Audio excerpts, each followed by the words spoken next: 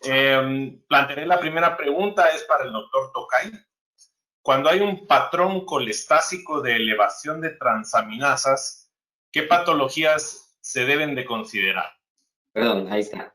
Ahora, Entonces mencionaba que lo primero que hay que aclarar es que tenemos un patrón colestásico o un patrón hepatocelular, o puede ser un patrón mixto, ¿ya? O sea, eso lo podemos nosotros evidenciar claramente en las pruebas. Si el paciente tiene una elevación de transaminasas mucho más elevadas, quizás sea un patrón hepatocelular, o estamos hablando de un patrón mixto.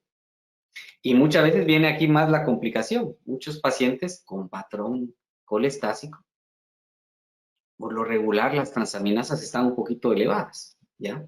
Entonces no es una como receta de cocina como tal, ¿verdad? Por ejemplo, un paciente con colangitis biliar primaria, principalmente va a tener la GGT o la tasa alcalina elevada y además siempre va a tener un poco de elevación de las transaminasas. Pero la diferencia hacia la GGT y la fosfatasa alcalina va a ser mucho más importante, ¿verdad?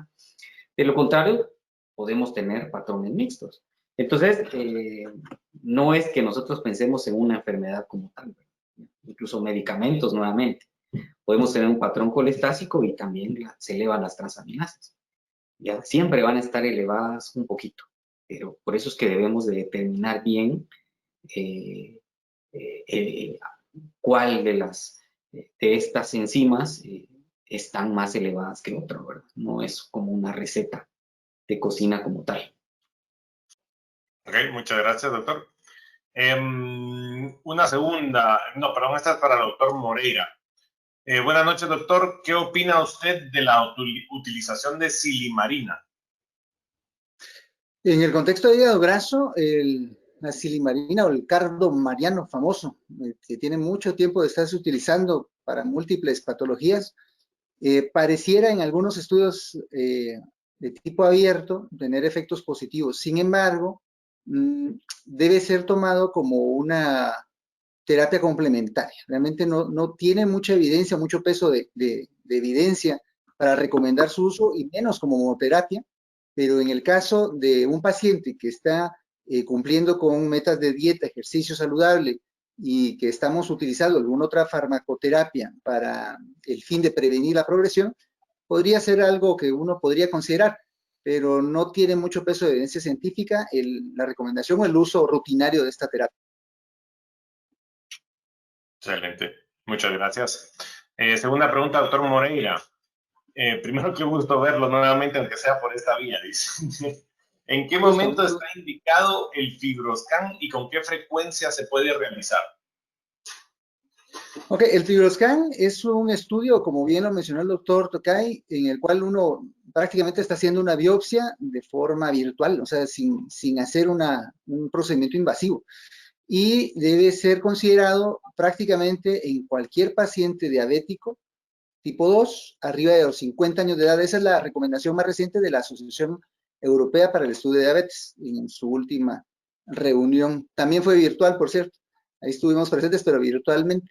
Entonces, uno debería considerarlo en cualquier paciente diabético arriba de 50. En pacientes abajo de 50 años de edad, pues también depende de su perfil de riesgo, pero vemos en la actualidad en Guatemala, y creo que se reproduce en todo el mundo y Latinoamérica, por cierto, vemos pacientes más jóvenes, de 25 o 30 años de edad, con mucha resistencia a la insulina, hipertensos, dislipidémicos, y que gritan a grande voz que tienen hígado graso. Entonces, en esos pacientes nos podría ser útil para estadificarlos y también para evaluar su riesgo de progresión del problema. Obviamente lo hace a uno como médico estar más al pendiente y al paciente también más consciente de su condición de forma más integral. Lo que sí deberíamos de ir como teniendo más conciencia, creo que se ha logrado en los últimos años, es dejar de considerar el hígado graso como una condición benigna. Y lo comento pues porque, pues, interviniendo con otros colegas y sobre todo los, digamos, antañones, consideran que el hígado graso es algo que, pues le dicen al paciente, no se preocupe, no tenga pena, ahí es un poquito de grasa ahí en el hígado, pero realmente es una condición muy importante de tratar. Así que, pues, prácticamente lo consideraremos en todo. ¿Y con qué frecuencia? Realmente la frecuencia ahí sí se la voy a bajar tal vez al doctor Tocay para que nos diga, pero pero sí es una condición que tendríamos, o una situación, un recurso de diagnóstico que nos puede ser útil en la práctica. Sí, realmente sí es importante adelantarnos, como dice el doctor Moreira, a ese proceso de inflamación a nivel hepático. Estamos viendo, el problema es que esto es muchas veces silente. Está el paciente obeso, diabético, y no tiene ninguna sintomatología o dolor, pero muchas veces el paciente llega a la clínica y debemos de adelantarnos efectuando sus pruebas hepáticas, ¿verdad? ¿Cómo está ese perfil hepático en este tipo de paciente, que es un paciente ya de alto riesgo por ser diabético y obeso? Lo vemos muy frecuente. Entonces, a partir de ese estudio, uno muchas veces empieza a profundizar. Los pacientes llegan por otras cosas, por reflujo o dolor en epigastrio, pero cuando los identificamos con estos factores de riesgo, es importante empezar a estudiarlos a nivel hepático. El estudio de la frecuencia pues va a depender, porque por ejemplo, si identificamos un paciente que ya tiene cirrosis, pues básicamente tenemos un F4, hacemos el diagnóstico de cirrosis y pues ya quizá no va a cambiar con un estudio control este paciente, ¿verdad? Básicamente lo seguimos como un paciente debe de ser con cirrosis, ¿verdad? Entonces, para los estudios quizá vamos a tener una ventaja en aquellos pacientes que tienen F1, F2, en los cuales dar o intensificar el tratamiento, no solo con dieta, medicamentos, pérdida de peso, el paciente puede tener una regresión de estos niveles de fibrosis, ¿verdad? Que no son fibrosis avanzada. Podemos solo realizar un estudio de control si el paciente se ha cuidado también, ¿verdad? Y ha tomado estos, ha efectuado su tratamiento de forma adecuada, un control al año, ¿verdad? Y ver si hay una mejoría en cuanto a este proceso, ¿verdad? ¿Ya? Entonces, también va a depender del estadio en el cual nosotros encontremos inicialmente al paciente, pero por lo regular podemos seguirlo un año, podemos hacer un control de un fibroscan. No sé qué opina el doctor Ignacio García en ese sentido.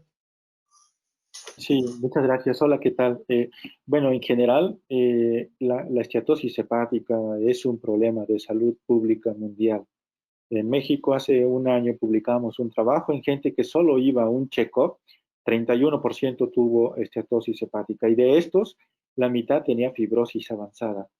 Ahora, ¿cómo es el mejor screening? Realmente si se tiene acceso a estos métodos no invasivos, es mucho mejor que hacer una biopsia hepática. Pero habitualmente también tenemos los estudios de laboratorio, las características clínicas del paciente y podemos hacer un cálculo de algunos scores como NAL Fibrosis Score, FIB4, y en aquellos que tienen un score alto hay que avanzar y pedirles un estudio. Y el estudio es el que se tenga en la región. Y si lo que se tiene acceso es un fibroscan, hay que utilizar el fibroscan para estadiarlo. Siempre hay que tener en mente el estadiaje de este grupo de pacientes. Yo creo que el fibroscan hoy por hoy viene a sustituir la biopsia. Ya la biopsia tiene que ser solo en población muy escogida. Es decir, aquellos que ni estos scores serológicos nos dan con claridad el estadio y que representan un riesgo como diabéticos, la edad de más de 60 y que el fibroscan nos dice, tiendo un kilopascales que me ponen un F3, F2, F4, solo es ese grupo pequeño los que hay que llevarlos a una biopsia y poder determinar el grado de fibrosis.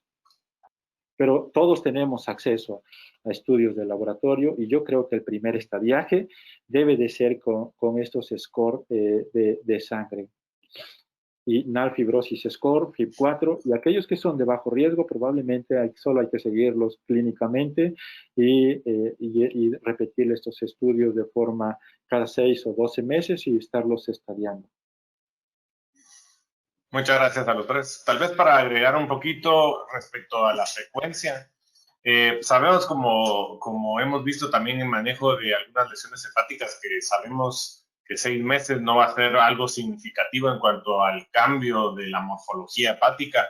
Es generalmente lo que se recomienda en ultrasonido. Sabemos que fibroscan es mucho más específico, pero si no hemos visto un cambio significativo en la clínica del paciente o un cambio significativo en los laboratorios donde encontramos alguna alteración, pues hacerlo antes de un año realmente no nos va a dar un cambio de conducta significativo tampoco. Entonces, básicamente, pues, hago un aporte de recomendación el año, ¿verdad? Ok, seguimos. Dice, para todos, para un paciente con diabetes mellitus tipo 2, con esteatosis hepática no alcohólica grado 3, la mejor terapia, aparte de la dieta y el ejercicio, sería una tiazolidinediona más omega 3 y vitamina E. Bueno, me voy a permitir tomar la palabra. Suena bien ese esquema de abordaje de tratamiento, pero no debemos olvidar que dieta y ejercicio y cambio de estilo de vida es la base del tratamiento. Dentro de las tres que se mencionaron, las dos que cuentan con mayor evidencia de reducción de progresión o mejoría de la condición de hígado graso son las glitazonas y la vitamina E. Y dentro de ellas dos, la que tiene más fuerza de evidencia científica para su uso con el objetivo de reducir la progresión es la glitazona. Entonces hay diferentes opciones, la que más se utiliza en la actualidad es la pioglitazona con ese fin específico. Tiene algunos problemas, algunos inconvenientes con peso, retención de líquidos, la relación que se estableció entre su uso en general como familia con problemas cardiovasculares hace unos 15 años más o menos.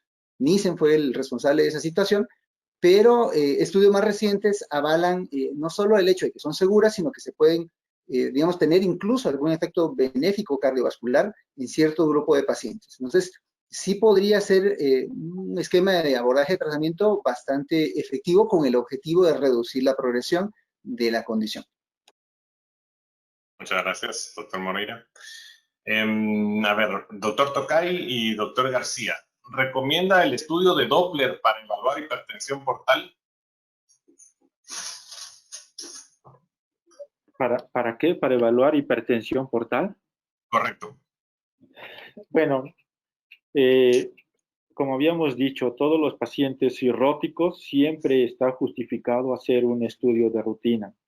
Y siempre el Doppler lo único que nos va a decir es el tamaño de la porta, el grado de hipertensión, y en aquellos pacientes que tienen algunas complicaciones, es decir, si ahora no tenían ascitis y están haciendo ascitis, o tienen una ascitis refractaria, o tienen más encefalopatía, nos va a dar una utilidad para ver si esto se trombosó o si tienen algún dato de Sjögren's esplenoportal. Nada más, pero el Doppler en general no nos va a ayudar en mucho. Correcto. Doctor Tocay.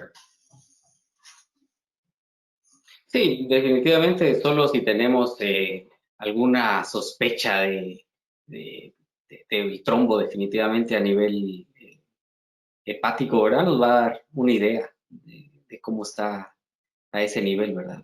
Ya. Ok, gracias. Ahora también solo quiero mencionar algo que pues saben que a todos los pacientes con cirrosis habitualmente los estadiábamos con una endoscopía para ver si tenían o no tenían varices esofágicas y si esta hipertensión portal era clínicamente significativa. Ahora las guías Ibaveno también puede ser útil en aquellos pacientes con Chaila y que tengan un FibroScan con menos de 21 kilopascales, puede ahorrarse la endoscopía. Entonces, pero también todo esto depende del acceso, donde se viva, si se tiene acceso a un FibroScan. Pero solo con un FibroScan, y si esos kilopascales no son por arriba de 22, puede ahorrarse la endoscopía, porque la probabilidad es muy baja de que este paciente tenga varices esofágicas.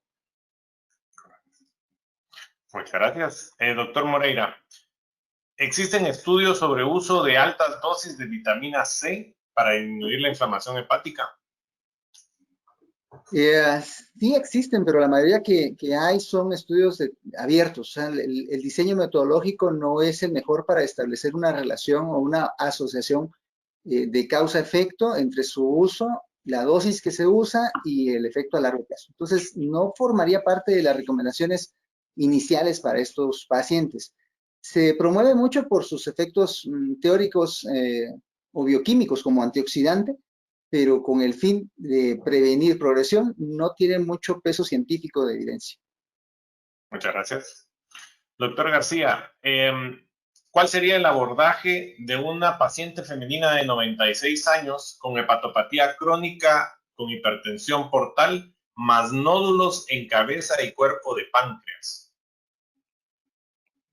nódulos en cabeza y cuerpo, y estos nódulos, cómo fueron vistos, qué características tienen estos nódulos. Aquí, dos cosas, porque la hepatopatía puede ser una patología muy diferente a la presencia de nódulos en la cabeza de páncreas. Y esto ser dos cosas muy diferentes. En cuanto a la cirrosis, la edad no tiene ninguna restricción para seguirla como cualquier otro paciente, salvo el acceso a una terapia curativa como el trasplante. Ahí sí puede tener un impacto, pero aquí no depende de la edad, sino todos los pacientes cirróticos, independientemente de la edad, hay que seguirlos como cualquier otro paciente de la edad incluso de edades más jóvenes, que de cada 6 meses, más al ultrasonido, más alfa-fetoproteína, y si es un paciente que hay que hacerle screening de hipertensión portal, debe de ser el mismo que el resto. Ahora, si lo que tiene son nódulos pancreáticos o una lesión en el páncreas, pues esto tiene que ser abordado, ya sea por un estudio de imagen, y si esto no se puede definir, pues ahí seguir abordando con un ultrasonido endoscópico, tener acceso a esa lesión, biopsiarla si es necesario y tener el diagnóstico. Excelente, muchas gracias. Siguiente pregunta. En la práctica médica vemos pacientes diabéticos a los que se les realiza elastografía y encontramos fibrosis significativa. ¿Qué opinan sobre estandarizar que todo paciente diabético se haga un FibroScan para estadiaje de fibrosis? Bueno, me voy a permitir nuevamente tomar la palabra, pero lo comentábamos hace un rato. O sea, la recomendación actual es pensarlo en cualquier paciente diabético tipo 2 con más de 50 años de edad. Uno debería de ser más acucioso en la estratificación del riesgo que tiene, o de si tiene o no hígado graso y qué grado, qué nivel de hígado graso tiene, para planificar terapéuticas y reforzar algunas de los manejos previos desde el punto de vista metabólico también. Abajo de los 50 años, pues obviamente depende del riesgo también, pero también comentábamos que es muy frecuente que nuestras poblaciones jóvenes, entre 30 y 35, 40, tengan también mucha alteración de tipo cardiometabólico, con dislipidemias importantes, con obesidad central importante, con malos hábitos de vida, fumadores, o sea, y que aparte pues tienen otros factores de riesgo como ingesta de licor. Yo pienso que deberíamos de tenerlo muy presente este recurso diagnóstico. Sí, yo creo que, bueno, es importante, como mencionaba el doctor Ignacio, actualmente tenemos scores que podemos realizar y identificar mucho más específicamente qué paciente tiene un alto riesgo y quién no para realizar un FibroScan. Entonces, nuevamente, las pruebas hepáticas nos van a dar mucha información. Nosotros podemos acceder a internet y buscar el score de hígado graso no alcohólico, meter los datos y según los datos que nos dé, pues ya clasificar al paciente. O sea, eso ya está determinado y elegir qué paciente va o no a FibroScan. Eso creo que sería lo más importante. Ok. Muy bien, para doctor García, muchas gracias por la charla, la doctora Ana Gabriela Méndez. ¿Cuál es la localización más frecuente de metástasis del hepatocarcinoma? Sí, los dos sitios que uno va buscando cuando hace el diagnóstico de hepatocarcinoma depende de cuál es el tamaño. Y el siguiente punto hay que pensar, ¿este paciente necesita una terapia curativa o una terapia paliativa? Para decidir eso hay que hacer el estadiaje general. Y los dos sitios más comunes es pulmón y hueso.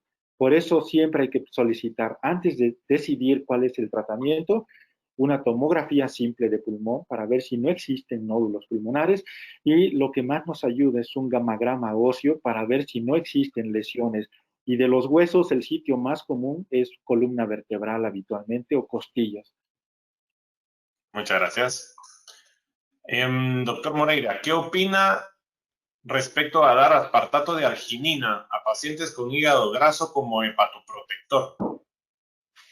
La respuesta es muy parecida a los otros suplementos que hemos platicado, sobre todo digamos, buscando los efectos hepatoprotectores o antioxidantes que puedan tener, pero el peso de evidencia científica no es muy fuerte como para recomendarlos a gran escala. las medidas terapéuticas farmacológicas que mejores resultados han proporcionado en el punto de hígado graso son las glitazonas, la vitamina E también, la petoxifilina tiene también datos interesantes, pero no le funciona, no le sirve a todo el mundo. Y en este caso igual sería lo mismo. Debe ser, si uno lo va a considerar, debería de recordar que son solo, o deben ser utilizadas solo como terapias complementarias, no como la base del tratamiento, o menos como monoterapia. Gracias.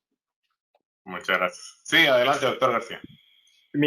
Cada vez, como decíamos, y lo que dice el doctor Moreira, el problema de hígado graso va a ser más común y ese va a ser el problema al que nos vamos a enfrentar. Y es un problema tan complejo que no depende de una sola cosa. Depende mucho de la raza. El ser hispano es mucho más riesgo de desarrollar hígado graso que el ser de raza blanca o incluso mucho menor a pacientes de raza negra. Y la otra es la genética también, y la otra es el comportamiento de la dieta. Aquellos pacientes con sobrepeso u obesidad mórbida, pues el riesgo, conforme va aumentando el IMC o el índice de masa corporal, es directamente proporcional a la asociación con hígado graso. Y si esto se asocia a complicaciones metabólicas, incluso sí, gente sin sobrepeso, estas complicaciones metabólicas también incrementan el riesgo de mayor probabilidad de hígado graso. Y ahora, de todo lo que se asocia, de todos estos factores, lo que más impacta, como decía el doctor, es el ejercicio y la dieta. Pero ¿qué impacto debemos de buscar en estas dos medidas generales? Es pérdida de peso. Ahora, ¿qué ejercicio es lo que está más recomendado?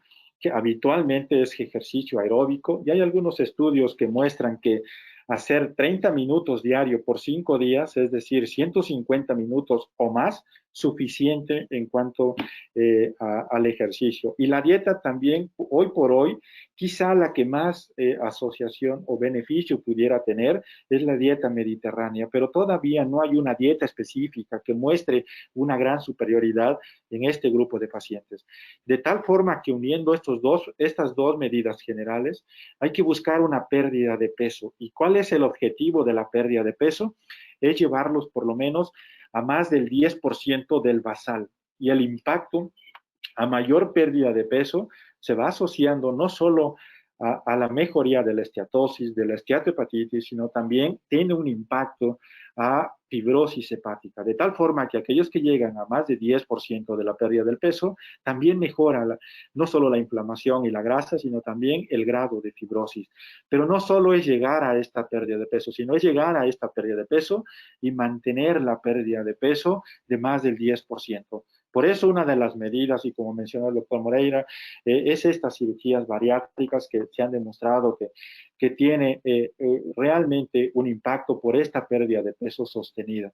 Entonces, yo creo que la primera recomendación debe de ser dieta y ejercicio, y de ahí el resto de los medicamentos, incluso vitamina E, las tiazolidinedionas. Realmente las tiazolidinedionas, hay algunos estudios que muestran que puede tener un impacto en fibrosis, hay otros que no. Vitamina E, hay un estudio muy grande, aunque es un estudio retrospectivo en el Hepatology, y ven que aquellos cirróticos que ya tienen un daño por hígado graso y se les deja vitamina E, mejora la supervivencia global. Es decir, retrasa el ingreso de esos pacientes a una lista de espera y trasplante hepático. Perfecto. Voy a buscar algunas un poco más específicas porque sí tenemos un montón. A ver, hay otra pregunta del tratamiento, creo que la acaba de responder el doctor García con el tema de vitamina E en esteatosis. También, ¿qué tratamiento recomiendan para hígado graso fuera de la dieta y tratamiento farmacológico? ¿Cuál sería el ideal? También bastante ambigua. Ya lo comentó el doctor García, lo reforzamos todos, dieta y ejercicio. O sea, dieta y ejercicio es la base del tratamiento, y dentro de los medicamentos disponibles para su uso en la actualidad, tal vez yo utilizaría pioglitazona, un poco de vitamina E, y bueno, ya de ahí que venga lo que venga. De hecho, hay varios estudios, incluso algunos anticuerpos monoclonales que están siendo estudiados con este fin. Y dentro de las terapéuticas más recientes para diabetes, sobre todo la liraglutida, tiene datos prometedores también en hígado graso. que tienen que ver mucho con la pérdida de peso que el doctor García mencionaba, pero también con otras situaciones que tienen más que ver con la regulación de las hormonas que se alteran en pacientes con resistencia a la insulina. Entonces, sí podría ser parte del tratamiento, pero la base es dieta y ejercicio y la pérdida de peso. Gracias. Esta me parece una interesante para todos. ¿Alguien ha tenido experiencia con el hallazgo de daño hepático por bebidas energizantes y la relación con las dietas cetogénicas? Bueno, yo no tengo experiencia grande con ese punto, pero sí tengo experiencia con pacientes, familiares incluso de pacientes que ingieren este tipo de bebidas y tienen arritmias y se mueren así súbitamente por estar tomando esas situaciones. El problema con estas bebidas energizantes es que tienen unas dosis muy altas de carbohidratos, también de taurina y otros compuestos que pueden tener efectos cardiotóxicos, de hecho, pero su ingesta crónica también tiene definitivamente efectos adversos sobre el metabolismo de los pacientes y obviamente pueden llegar a dañar el hígado, pero bueno, espero también la respuesta ahí de los colegas. Sí, la verdad es que no he tenido yo la oportunidad de ver un paciente específicamente con la ingesta de este tipo de bebidas. Teóricamente es posible, ¿verdad?, al alterar el metabolismo y aumentar este metabolismo energético, pues teóricamente es posible, pero tener algún paciente específico en este momento no he tenido ninguno. Por el otro lado, también con las dietas cetogénicas, depende el peso que el paciente pierda, ¿verdad? Así como mencionábamos en relación a las cirugías bariátricas, ese peso importante o acelerado teóricamente puede provocar una esteatohepatitis, ¿verdad? Entonces, no es que lo veamos frecuentemente con este tipo de dietas. Aún no lo he visto tampoco que consulten por eso, ¿verdad? Recordemos que este es un proceso silente, ¿ya? Sería de evaluar realmente este tipo de personas que están haciendo esta dieta y valorar qué sucede a nivel hepático, ¿verdad? Pero verlos específicamente, no tengo ningún paciente específico así. No sé si Nacho ha visto alguno específico con esto, ¿verdad? Sí, primero, con respecto a lo de la dieta, decíamos que para perder de peso, el objetivo es llevar a un peso más del 10% y mantenerlos. No hay una dieta específica y lo que más se ha estudiado parece ser, es lo que decía, es esta dieta mediterránea, pero ninguna es superior a otra. Y con respecto a las bebidas, siempre hay que tener cuidado. Nosotros en el Instituto Nacional de Nutrición hemos llegado a tener pacientes que hacen algún grado de hepatotoxicidad y terminan en falla hepática aguda y terminan en un trasplante hepático, cuando eso no se tenía contemplado. Asociarlo a algo específico es muy difícil, pero yo creo que siempre menos es más en general en la población. Y entre menos cosas se tomen, y no solo bebidas energizantes, sino también suplementos, aminoácidos. La gente que va a un gimnasio y que toma este tipo de suplementos también pueden hacer en algún momento daño hepático. O herbolaria, que también es muy común. Hemos visto y tenemos algunos pacientes que terminan en un trasplante hepático. Siempre hay que tener cuidado y reserva en este tipo de bebidas, o en suplementos, o herbolaria, etcétera. Gracias. Fernando, solo un comentario rápido. La verdad es que no hay una dieta superior a otra, todas funcionan, pero hay que hacerlo.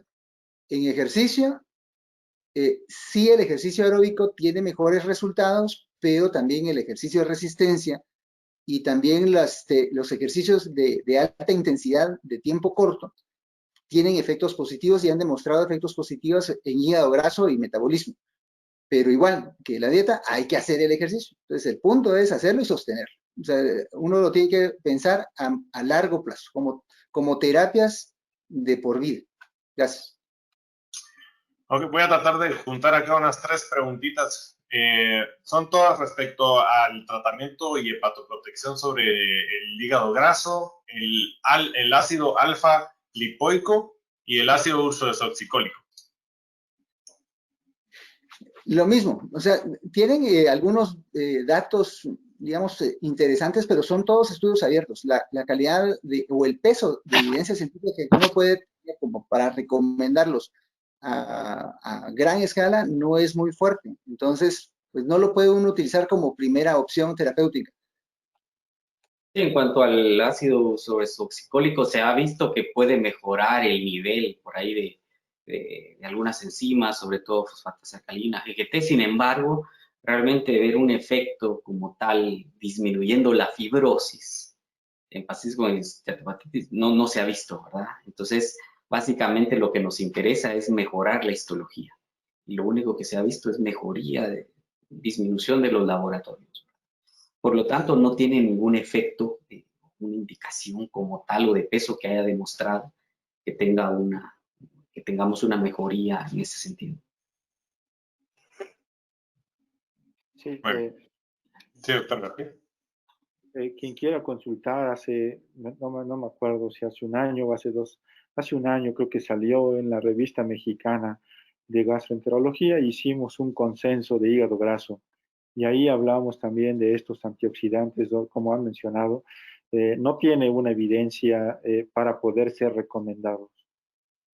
Muy bien. Una pregunta sobre el ultrasonido. ¿Creen ustedes que los radiólogos han abusado del diagnóstico de hígado graso al efectuar un ultrasonido de abdomen? Se ha visto que la gran mayoría le colocan únicamente diagnóstico hígado graso leve. Opiniones. Yo creo que... Perdón, doctor García, adelante. Sí, gracias. Yo creo que la prevalencia de hígado graso, todos sabemos que hoy por hoy, como mencionaba el doctor, en general es entre un 25 y un 30%. En el área donde yo estoy, en el país donde yo vivo, que es el primero o segundo lugar entre México y Estados Unidos en problemas de sobrepeso y obesidad, yo creo que esta prevalencia no es el 30% en México. Seguramente esto se va incrementando. Y los hallazgos estos de ultrasonido, yo creo que sí correlacionan con gran parte con la realidad. Todo esto tiene algunas desventajas, como habíamos mencionado, incluso para lesiones hepáticas, es operador dependiente, etcétera. Pero yo creo, y mi impresión es que esta prevalencia mundial que tenemos de un 30% máximo, entre 25 y 30, en poblaciones muy específicas como Latinoamérica y donde el sobrepeso es muy frecuente en la población general, yo creo que esta prevalencia es mayor. Y sí correlaciona con lo que mencionan. Yo estoy de acuerdo con lo que comenta el doctor García. Realmente mi consejo sería el siguiente. Si un radiólogo les comenta o les informa en su reporte de ultrasonido que él observa que tiene hígado graso, créanle. Ahora, si les dice que el hígado está normal o que no tiene hígado graso, pues puede ser que sí lo tenga, de hecho. O sea, un ultrasonido normal no descarta hígado graso. ¿Sí? Un perfil bioquímico normal no descarta hígado graso. Y efectivamente, también estoy de acuerdo, la prevalencia de la condición debe ser más alta en ciertas poblaciones.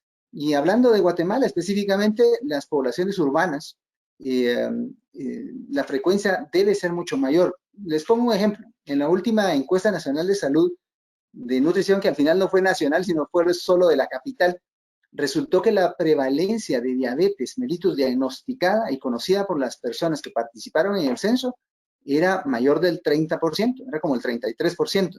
La prevalencia nacional se estima que está entre el 8 y 10% de diabetes. Lo mismo debe suceder con hígado graso. Debe ser una prevalencia mucho mayor de la que estimamos. Muchas gracias. Ok. ¿Creen ustedes, en su experiencia, que es posible tener un hígado graso severo y transaminasas normales? Sí, claro, sí. Se puede presentar, ¿verdad? Definitivamente. Tal vez en el contexto de un paciente ya inclusive cirrótico, ¿verdad? Sí, incluso, como sabes, hay pacientes incluso cirróticos que tienen sus pruebas completamente normales porque está compensado, ¿verdad? Entonces ahí es donde uno valora los factores de riesgo. No es lo mismo que sea un paciente diabético, obeso, o que beba alcohol, que no sea alcohol asiduo, pero que beba licor, ¿verdad? Entonces ya lo pone con un poquito más de factor de riesgo. Entonces, sí puede, sí lo podemos, sí puede estar presente definitivamente, y ahí los factores de riesgo se van a hacer mucho más importantes, ¿verdad? Muy bien. Algo así. ¿Sí me escuchan? Creo que estoy teniendo problemas. ¿Sí? Te escuchamos, pero no te vemos muy bien. Ok, perfecto. Sí, ahí falló algo. Algo similar. Otra pregunta, doctor García, con respecto al hepatocarcinoma en el seguimiento post-tratamiento, ¿podemos seguir utilizando valores de alfa-fetoproteína para medir la eficacia del tratamiento o solo se usa para predecir pronóstico al diagnóstico?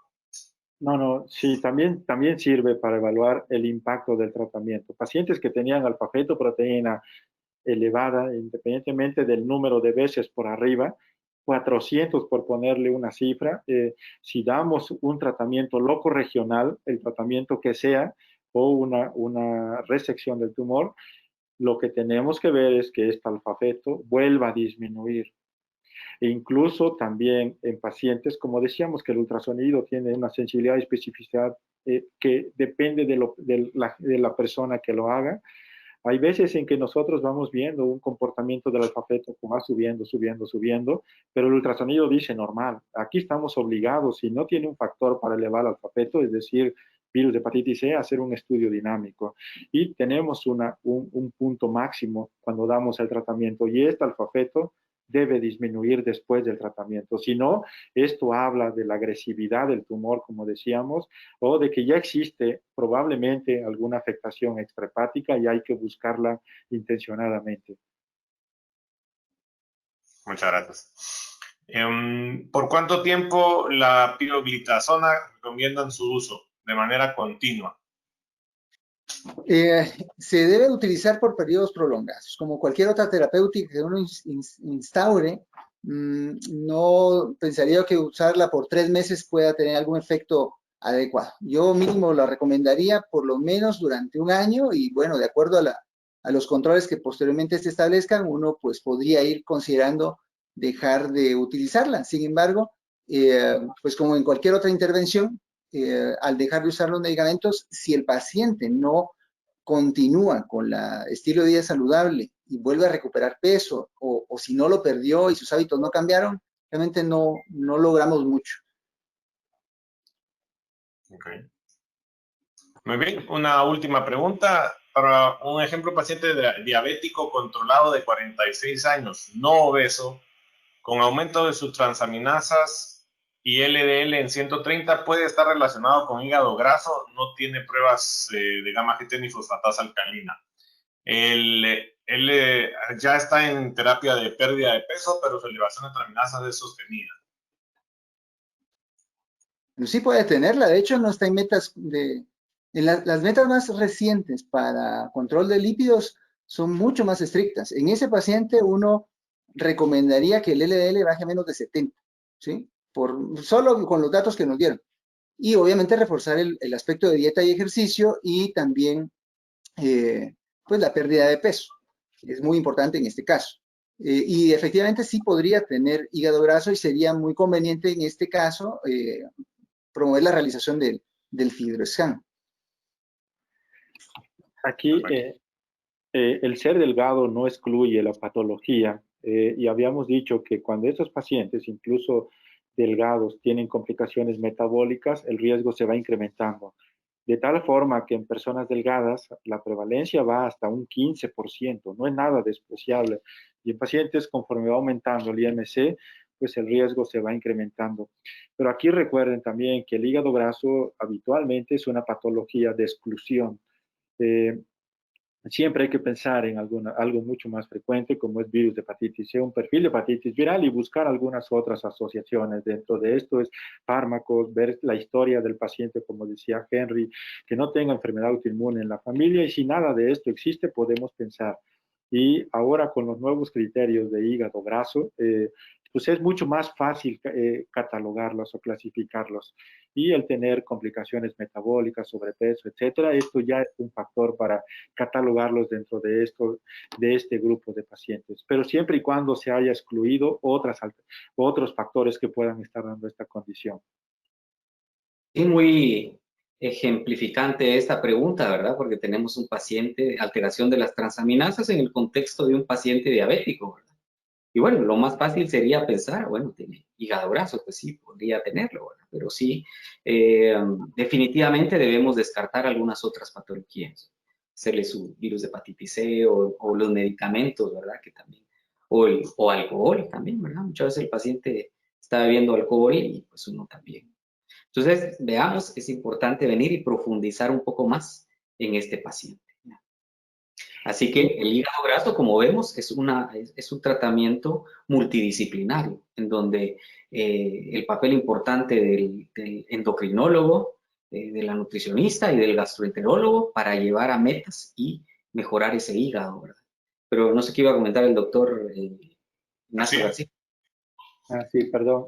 Siempre hay que pensar, como decía, como se ha mencionado en esta tarde, el hígado graso, antes decíamos, tenía que ser exclusivo en estos pacientes y habría que descartar alcohol, habría que descartar otras patologías. Ahora ya se sabe que pueden ser conjuntas las patologías, es decir, no solo excluir alcohol, sino pueden tener alcohol, más aquellos que tienen alteraciones de todo lo que se ha mencionado, pueden estar asociadas. Pueden tener virus C, más estas alteraciones como diabetes en el ejemplo del caso, y también no solo tener el virus C, sino también tener las patologías conjuntas. Bueno, excelente. Bueno, no me queda más que agradecer a todos los participantes, agradecer a nuestros panelistas. Como siempre, con ustedes esto es un lujo. Estamos infinitamente agradecidos. Como bien dijo el doctor Tocay, algo que queremos resaltar de la terapéutica en el hígado graso es que tiene que ser multidisciplinario. Esto es una enfermedad multifactorial, así que se debe de abordar de la misma manera. Muchas gracias por su actualización. Estamos siempre pendientes de todas las preguntas. Cualquier cosita que surja de la gente que todavía nos acompaña, yo se las haré llegar para que nosotros de manera pues, personal se las podemos responder a ellos. De nuevo, muchísimas gracias. Un honor tenerlos. Que tengan buena noche y muchísimas gracias a todos. Muchas gracias a todos. Que estén muy bien. Cuídense.